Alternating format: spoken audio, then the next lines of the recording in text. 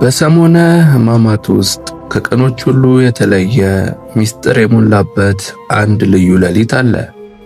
ይህ ሌሊት የብሉይ ኪዳን ማብቂያና የአዲስ ኪዳን መጀመሪያ የተበሰረበት፣ የፍቅር ጣሪያ የታየበት የጸሎተ ሐሙስ ሌሊት ነው። ጌታችን መድኃኒታችን ኢየሱስ ክርስቶስ ከደቀ መዛሙርቱ ጋር የመጨረሻውን የፋሲካ እራት ሊበላ በጽርሐ ጽዮን ተቀምጧል። ይህች ምሽት ተራ ምሽት አልነበረችም። ከጥቂት ሰዓታት በኋላ ስለሚጠብቀው ሞት፣ መከራና ስቅለት በሚገባ ያውቃል። ሆኖም ግን በዚች የመጨረሻ ሰዓት ከማዘንና ከመጨነቅ ይልቅ ለሰው ልጆች የማይፋቅ ታላቅ የሕይወት ትምህርትና ምስጢር ሊተወልን መረጠ።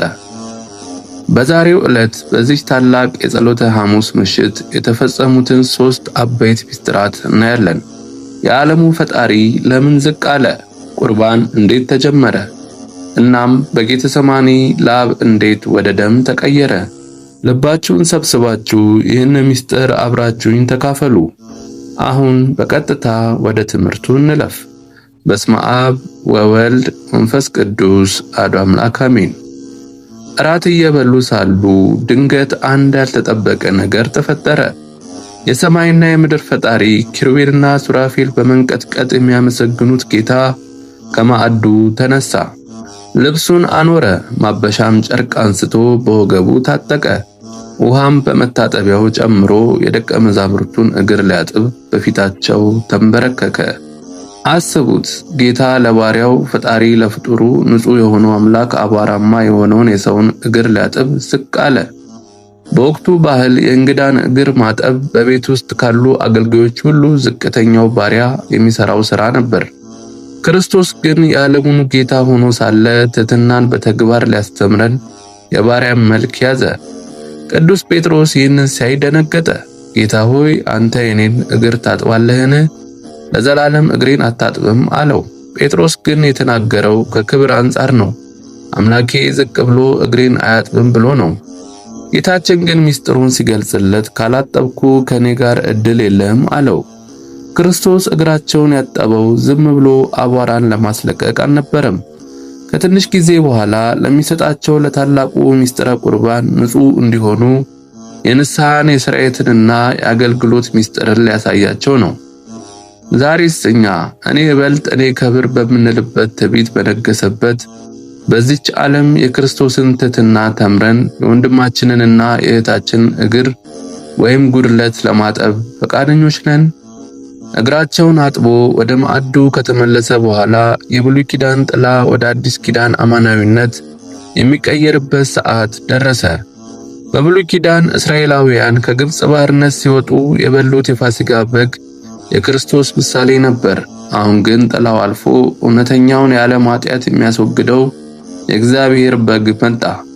ጌታችን ኢየሱስ ማዕዱ ላይ ያለውን ህብስት አንስቶ ባረከው፣ ቆረሰውም፣ ለደቀ መዛሙርቱ ሰጥቶ እንካችሁ ብሉ፣ ይህ ስለናንተ የሚሰጠው ሥጋዬ ነው አለ። ጽዋውንም አንስቶ አመስግኖ ሁላችሁ ከእርሱ ጠጡ፣ ስለ ብዙዎች ለኃጢአት ይቅርታ የሚፈስ የአዲስ ኪዳን ደሜ ይህ ነው አላቸው። ማቴዎስ 26 ከቁጥር 26 እስከ 28። ይህ የቤተ ክርስቲያናችን የልብ ትርታ የሆነው የምስጢረ ቁርባን አጀማመር ነው። ክርስቶስ የተራበውን የሰው ልጅ ነፍስ ሊያጠግብ ራሱን የሕይወት ምግብ አድርጎ ሰጠ። ይህ ተራ መታሰቢያ አይደለም። በመንፈስ ቅዱስ አሰራር ህብስቱ ወደ አማናዊ የክርስቶስ ሥጋ፣ ወይኑም ወደ አማናዊ የክርስቶስ ደም የሚለወጥበት ሕያው ምስጢር ነው። የሚያሳዝነው ግን በዚህ በተቀደሰው ማዕድ ላይ አሳልፎ የሚሰጠው ይሁዳም አብሮ ነበር። አፉ አሜን እያለ ልቡ ግን ጌታውን ሊሸጠው ይደራደር ነበር። ዛሬም ወደ ቤተ ክርስቲያን ስንመጣ፣ ቁርባን ስንቀበል ልባችን እንደ ይሁዳ በክፋትና በቂም በቀል ተሞልቶ እንዳይሆን እጅግ ልንጠነቀቅ ይገባል። ከራት በኋላ ወደ ደብረ ዘይት ተራራ ጌተሰማኒ ወደሚባል የአትክልት ስፍራ ወጡ። የጸሎተ ሐሙስ ሌሊት እየገፋ የዓለም ኃጢአት ሸክም በክርስቶስ ጫንቃ ላይ እየከበደ መጣ። ጌታችን ጴጥሮስን ያዕቆብና ዮሐንስን ይዞ ጥቂት ፈቀቅ አለ። ነፍሴ እስከ ሞት ድረስ እጅግ አዝናለች፣ በዚህ ቆይታችሁ ከኔ ጋር ትጉ አላቸው። ከእነርሱም ርቆ በግንባሩ መሬት ላይ ተደፋ። ያ ሰማይና ምድርን የፈጠረ አምላክ አሁን በከባድ የሥጋ ጭንቀት ውስጥ ሆኖ መጸለይ ጀመረ። አባቴ ሆይ ቢቻልስ ይህ ጽዋ ከኔ ትለፍ፣ ነገር ግን አንተ እንደምትወድ ይሁን እንጂ እኔ እንደምወድ አይሁን አለ። ማቴዎስ 26 ከቁጥር 39። ይህች ጽዋ የተባለችው የምትጠጣ ጽዋ ሳትሆን የሞት የውርደትና የዓለምን ኃጢአት ሁሉ የመሸከም ጽዋ ነበረች። የስቃዩና የጭንቀቱ ጥንካሬ ምን ያህል ከባድ ቢሆን ነው የጌታችን ላብ እንደ ደም ነጠብጣብ ሆኖ መሬት ላይ ይፈስ ነበረ ይለናል ቅዱስ ሉቃስ። ነገር ግን ወደ ደቀ መዛሙርቱ ሲመለስ ተኝተው አገኛቸው። ከኔ ጋር አንዲት ሰዓት እንኳን ልትተጉ አልቻላችሁምን? ፈተና እንዳትገቡ ትጉና ጸልዩ አላቸው። ይህ ድምፅ ዛሬም ለኛ ይጮሃል። ቤተክርስቲያን በፈተና ውስጥ ስትሆን፣ ዓለም በኃጢአት ስትታመስ ክርስቶስ ጸልዩ ሲለን፣ እኛ ግን በዓለማዊ እንቅልፍ ተኝተናል። ዛሬ ከጌታችን ጋር አንዲት ሰዓት ነቅተን ለመጸለይ ፈቃደኞች ነን ወይስ እንደ ደቀ መዛሙርቱ ስጋችንን ደክሞ ተኝተናል? ጸሎቱን ገና ሳይጨርስ የችቦ ብርሃኖች ጌቴሴማኒን አበሯት። በሰይፍና በገመድ የታጠቁ ጭፍሮች መጡ። መሪያቸው ደግሞ ለ3 ዓመት አብሮት የበላና የጠጣው እግሩን ያጠበው ይሁዳ ነበረ። ይሁዳ ወደ ጌታችን ቀረበና መምህር ሆይ ሰላም ላንተ ይሁን ብሎ ሳመው። የሰላም ምልክት የሆነውን መሳም የክደትና የሞት ማስተላለፊያ አደረገው።